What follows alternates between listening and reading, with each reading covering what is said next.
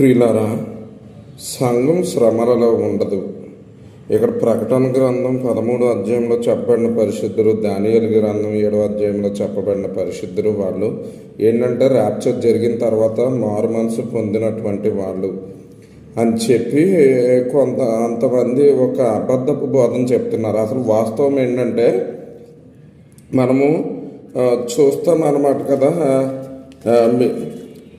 ఏమని మనము ఏంటంటే మొదటి కొరింథీ పత్రిక 3వ అధ్యాయంలో మీరు దేవుని ఆలయమై ఉన్నారని, దేవుని ఆత్మ మీలో నివసించుచున్నాడని మీరు ఎరగరా అని చెప్పి మీరు మీ దేవుని ఆలయం పరిశుద్ధమై ఉన్నది, మీరు ఆలయమై ఉన్నారు అని ఫుట్నోట్లో మీరు పరిశుద్ధులై ఉన్నారు అంటే దేవుని ఆత్మచేత ఎందరైతే నింపబడి నడిపించబడతారో వాళ్ళే పరిశుద్ధులు వాళ్ళే నిజమైన సంఘం. వాళ్ళు శ్రమల్లో కూడా ఉంటారు.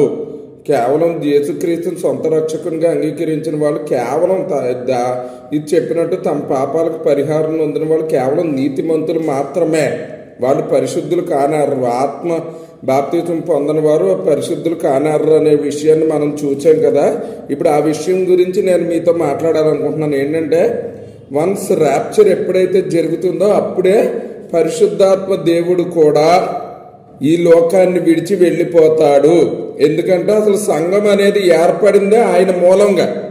ఆయన కుమ్మరించబడటం వలననే సంఘం అనేది ఏర్పడింది. ఆ సంఘాన్ని సంరక్షించడం వరకు, ఆ సంఘాన్ని ఆ వివాహోత్సవ వేడుక కొరకు సిద్ధపరచడం కొరకే ఆయన ఈ భూమి మీద అలాగ ఉంటున్నారు. అంతే. ఆ సంఘం ఎప్పుడైతే ఎత్తబడుతుందో ఆయన కూడా ఆ సంఘంతో పాటుగా పరలోకానికి వెళ్ళిపోతారు. కనుక ఈ విషయాన్ని జ్ఞాపకం ఉంచుకొని తర్వాత విడవబడిన వాళ్ళు ఎవరో చాలా రేరుగా ఏంటంటే ముందు జరిగిన సంఘటనలను బట్టి ఏంటంటే వాళ్ళు యేసుక్రీస్తుని నమ్ముతారు. అంత వాళ్ళు కేవలం నీతిమంతులే, పరిశుద్ధులు కారు. వాళ్ళు ఆత్మ బాప్తిజం పొందుకోలేరు. ఎందుకంటే సంఘం ఎత్తబడిన తర్వాత పరిశుద్ధాత్మ దేవుడు ఈ భూమి మీద నివసించడు. కనుక ఈ విషయాన్ని గమనించుకొని విడవబడిన వాళ్ళు మ్యాక్సిమం నరకానికే వెళ్ళిపోతారు. ఎందుకంటే రక్షణకు కూడా పరిశుద్ధాత్ముని వలన కలుగుతుంది.